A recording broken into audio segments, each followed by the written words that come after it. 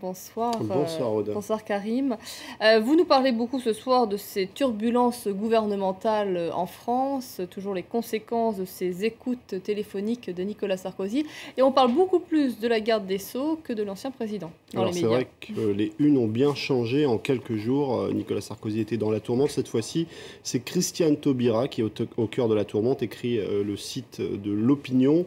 Le Figaro aussi consacre un article à une icône fragilisée à nouveau dans la ligne de mire de la droite, mais cette fois-ci c'est un peu de sa faute, elle s'y est mise tout seule, explique le quotidien. Et puis Slate avec cet article de Charlotte Pudlowski qui évoque la gaffe incroyable, aussi incroyable que vraie, de Christiane Taubira qui est arrivée au point presse traditionnel de Najat Vallaud-Belkacem. Alors les rédactions ont tremblé, certains se sont dit peut-être qu'elle allait démissionner, pas du tout, au contraire, elle explique point par point pourquoi elle ne démissionnera pas. Le problème, c'est que ces feuilles qu'elle est en train d'agiter devant les caméramans et les photographes sont la preuve, finalement, qu'elle était au courant. Alors, ce n'est pas une synthèse, ce n'est pas non plus un rapport complet, mais ça montre qu'elle était au courant d'un certain nombre d'éléments concernant ses écoutes. Alors, gaffe ou alors totalement inconsciente. En tout cas, la garde des Sceaux a agité ces feuilles et certains se sont dit que, décidément, elle traversait une très, très mauvaise passe.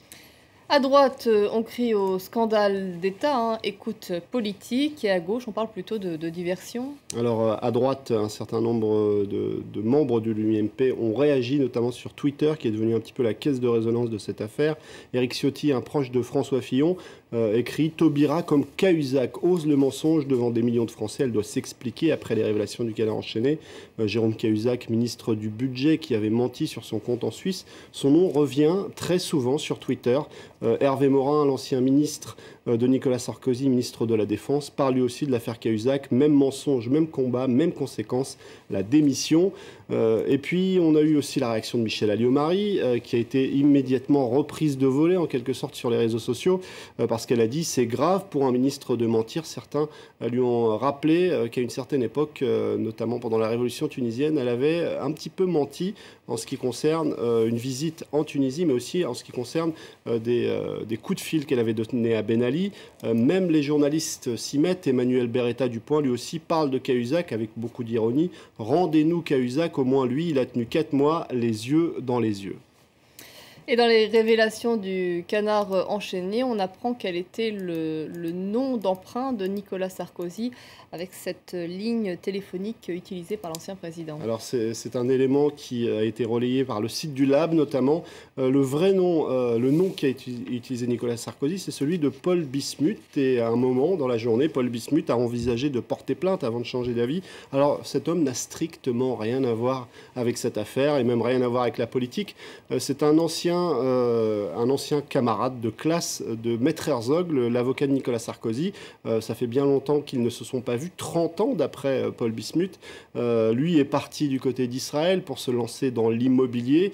Il a répondu aux journalistes du Lab en expliquant que toute cette histoire, il n'en avait strictement rien à faire et que c'était comme si quelqu'un était au Venezuela et qu'on l'invitait dans une affaire politique qui ne le concernait aucunement. Donc lui préfère tourner la page. En tout cas, il ne portera pas plainte, finalement, c'est ce que nous explique le site du Lab.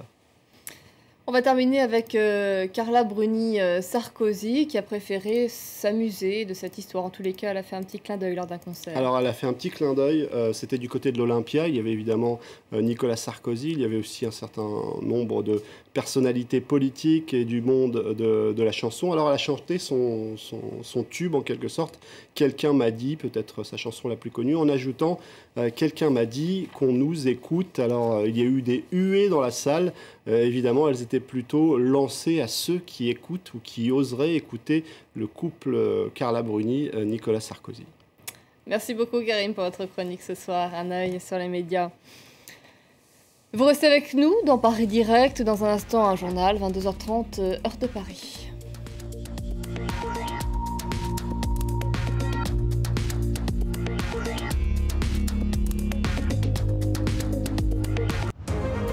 France 24, le monde en direct. Un réseau mondial d'observateurs. 3 chaînes en français, en anglais et en arabe. France 24, des correspondants et des reporters sur tous les terrains pour vous offrir le meilleur de l'actualité. France 24, L'information, partout, sur tous les thèmes. France 24, une fenêtre ouverte 24 heures sur 24 sur le monde.